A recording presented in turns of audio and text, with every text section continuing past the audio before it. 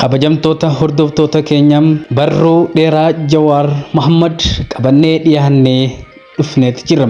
Barrichis akkana jedhama. Cidha qophaa nyaatanii wal hiikuuf nu waamu. Abiyyi Ahmad tibba kanam jaala isaa Duriim Isaayyaas Aforkiin walitti dhaadataa jira. Lola ololaa gaggeeffamaa jiru keessattis Oromoo harka isaanii galfachuuf tattaafataa jiru. Mee dubbiin tun akkamiin as geessem falli hoo maalim? Bara 2018 qabsoon qeerroo sirna wayyaanee harka aangoo micciiree fuudhem gaafa Abiyyi Ahmad taayitaa dhuunfatem tarkaanfiilee dura fudhate keessa hariiroo diinummaa Itoophiyaa fi Eertiraa jidduu turem jijjiiruudha. Tarkaanfii kana qabsaa'ota Oromoo dabalatem namuutu deeggarem ammoo adeemsa hojiin araaraa kun hordofuu qaburratti garaagarummaatu ture. Gameeyyiin lakku akka Leencoo Lataa fi Diimaa Nagaoom kan hoggantoota Eertiriyaa waliin hariiroo yeroo dheeraa qabaniin hangafem dargaggeeyyiin akka Kayyaa fi Garasuu Tufam araarri Eertiriyaa waliin godhamu aariitii qilleensa irrattiin osoo hin taane marii sirna qabeessaan gaggeeffame lafa akka qabatu waywaannem. Hariiroon biyyoota lamaanii shariikummaa hoggantoota lamaanii qofarratti karrarree ta'uun mannam sadarkaa biyyattiitti yookiin state to state akka ta'uu qabu dubbanne.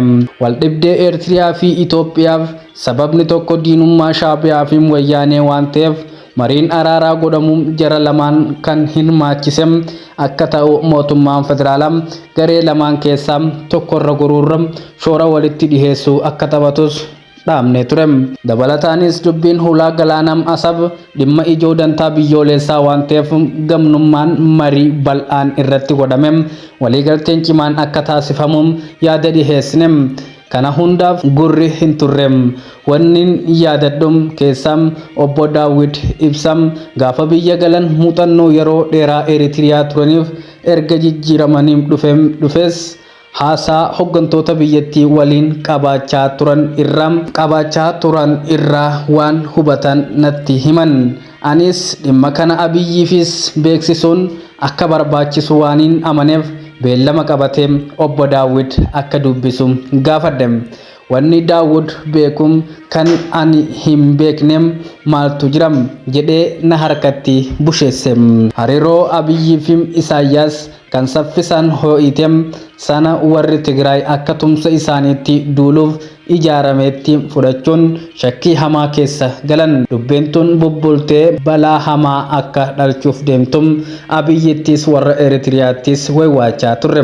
Dhageettii dhabnaan garee miidiyaan ummata beeksifnem gamni lachuu ergamtoota wayyaanee jechuun gurra nutti cufachuu qofa miti diineeffatanii olala nutti banan. Nuti garuu balaa as deemu yaaddofne malee sababni jara taankii fi baankii osoo qabanuu mo'annee saniif wanti ergamnuuf hin turrem. Kana sodaannem hin oollem. Lolli Tigraay dhoohem gaaga'ama lubbuu nama miliyoona tokko oliif qabeenya doolaara biliyoona 30 ol Itoophiyaa kasaarse. Kasaaraa sana hunda booda addunyaan dirmattee lolli akka dhaabbatum dhiibbaa yennaa gootum nagaa waaraa fiduuf mariin araaraa humnoota lolorratti hirmaatan arfan federaalam, Amaaram, Tigraay fi Eertiraa hirmaachisuu akka qabu waywaannem. Afur ta'anii wal waraananii lamaan qofti araaramuun walitti bu'insa haaraaf karaa saaqa jennem. Abiyyi garuu Isaayyaas Aforkii fi waraana isaa kan gaafa muddamsuu san lubbuu baraaran salphumatti gatem waliigaltee Piriitooriyaa mallatteesse. Humnoota Amaaraa kan qilleensa miidiyaa fi lola lafarraatiin ibiddatti naqem turan san kilaashii gurraacha kuma kitilaan hidhachiise waliin dirreetti facaase Tigraay waliin araaramuu labse. Kanarratti hin dhaabne. Gaafa marii araaraa lammaffaaf jara Tigraay waliin Naayiroobitti wal gahan beenaa walii tumsine Isaayyaas waraana jedhem guuza yaammate. Hogganoonni Tigraay ni didan. Dubbiin oltee osoo hin bulen gurra jara Eertiriyaa geesse walitti gaarreeffannaan hammaate. Jara Amaaraa kan gaafa lolam guuza yaammate gaafa nagaa dagate sanis kilaashii itti raabsee hiikuuf yennaa socho'um didanii bosonatti naanna'anii namicha wal waraansatti galchan. Haala kanaan abshaalummaan Abiyyi Ahmad duumessa wal waraansaa hamaa yeroo ammaa Itoophiyaa fi gaanfii Afrikaa haguugee jiruuf karaa saaqem. Tumsa kaabam amma waraanuuf qophaawaa jira jedhem waywaatu kanam akka uumamuuf sababa kan ta'em bu'aa tilmaama dogongoraa yookiin miscalculation Abiyyi ta'uu jala sararanii himuun barbaachisaadha. Gaafa warra lolarratti isaaf tumsan moggatti gatem waliigaltee Pretoria mallatteessoo humnoonni Tigraay Isaayyaas irraa aarii guddaa waan qabaniif isaan akka xiyya eeboo of dura hiriirseen jaarsa kuffisa jedheem abdatee turem. Dubbiin akka inni yaadeen taanem tooftaan jalqabaa fashilofnaan itti aansee humnoota Tigraay bakka lamatti qoodeem murna tokko qabadhee murna dideef Shaabiyaa walirratti caafaqa jedheem socho'eem. Ammas akka inni yaade hin taanem namoota muraasa maleem waraanni Tigraay dhaabatii fi elleef wariin hiriiree inumaatu tooftaaleen inni humnoota Tigraay qoqqooduu fi doorsisuuf fayyadame jara gara bobaa Isaayyaasitti achi dhibem. Dabalataanis humnoota Amaaraa kan gaafa Tigraayitti duulum dhimma itti beem gaafa araaramu ganees diinoomsuun qiiqiin Isaayyaasitti firoomsem. Haala kanaan tooftaan abshaalummaa Abiyyi kan abbaa fedheem gaafa rakkateem fayyadamem gaafa rakkoo behem gatu sun dhawaataan garee hunda madeessitem diina waloo murna cufaatu isa gootem. Akkuma Abrahaam Lincoln jedhem namoota muraasa yeroo hamma tokkoof sobuu dandeessam garuu ammoo namoota hunda yeroo mara sobuu hin dandeessum. Oolee bulem namuu soba keetti dammaqa jechuun Abiyyis kanumaatu mudatem. Namni kun dhiiga qeerrootiin erga aangootti baheen boodam ganamumaan Oromoo ganem humnoota garagaraa waliin tumsa tolfatem nutti garagalem. Lakki dura boorootti mari'anneem mana keenya qulqulleeffanneem tokkummaa cimsannee yoo tumsi alaa barbaachisem tarsiimoo baafannee itti deemna jennaan Oromoon gowwaadham siyaasaan shiraafim abshaalummaa gaafattim san naatu itti beeka jedhem sinqee fi bokkuu tarkaanfatee deemem. Warra lakkii karaan kun sirrii miti jedhem dura dhaabbachuu yaalem balleessuuf orma guza waammatee qe'ee Oromootti abidda qabem. Rammoo tumsa kaleessaa jaarratem Oromootti duulchise saniin wal dhabnaan saba kaleessa tuffatem akka gowwaatti lakkaa'aa ture sanittim kooluu galuu dhufem. Sabboonummaan kaleessa Oromoo xiqqeesse jedhem busheessaa turem san har'a akka humna ittisaatti fayyadamuu barbaadam.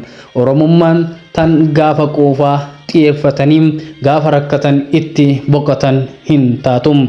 Dhaamsi Abiyyiifis ta'em Isaayyaasiif qabnum kanam. Isaayyaasin kaleessa tumsa qabsoo waggoota dheeram ummatoonni Eritiriyaa fi Oromoo waliin qabaachaa turan irraanfattem qabsaa'ota Oromoo waggoota hedduuf si waliin qabsaa'aa turan dhiiftem Abiyyi kophaa isaa filattem gaafas Abiyyi akka hoogganaa Itoophiyaatti fudhattem har'a yennaa wal dhabdan Oromummaa itti uffiftem nuuf hin deebiftu jennaan Isaayyaasis ta'em warra biraatiin Oromummaan afaanii buufadhaa jaala keessan kaleessam diina keessan har'am. Abiyyi Ahmad akkuma dura kophatti fudhattan ammas dhuunfaan irratti fulleeffadhaa jennam. Abiyyi Ahmadin kaleessa Oromoo waliin marii diddem warra biraa waliin tumsa tolfachuu filattem har'a gaafa sitti garagalanii muddamtum balaa ofii uumtem harkiftem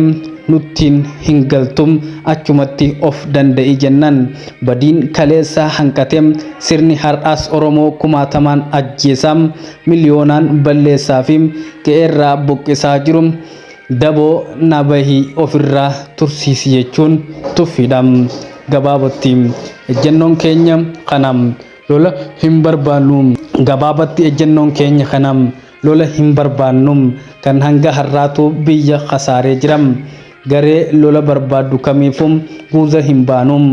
Daboo qe'ee keessaa ofirraa buqqisuuf daboon alaa nun barbaachisum nutuu ni geenyam. Rakkoo didaa nutti dhufu malu ofirraa faccisuufis Abiyyiin nu fayyadum.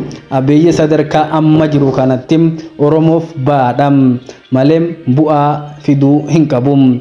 Kaapitaala siyaasaa qabaachaa ture san muka citatti osoo bu'um guddaa xiqqattim osoo kijibum qisaaseem fixeem idaa kuntaalaan baadhatee deemaa jiram. Ollaa maraan wal kilaafeem diina godhateeram. Addunyaa maram dabareedhaan sobee amanamummaa hamma firiixaa fi geessu dhabeeram.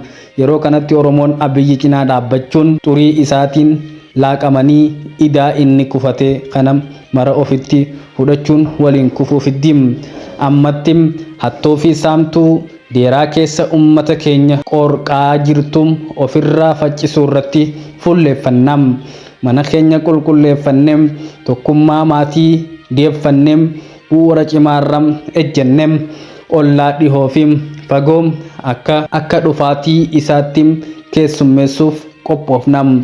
Utaalloo har'aa irraa dandamachuuf jecham qorsa boruu nyaqarsaa nutti ta'u hin liqimsinum.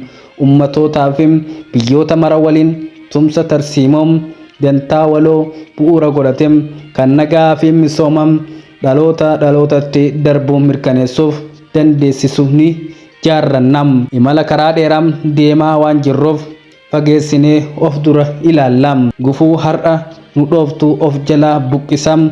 Hallayyaa gamaatiif ammumarraa riqicha qopheeffannam. Galatoomaa qumlama allama gan.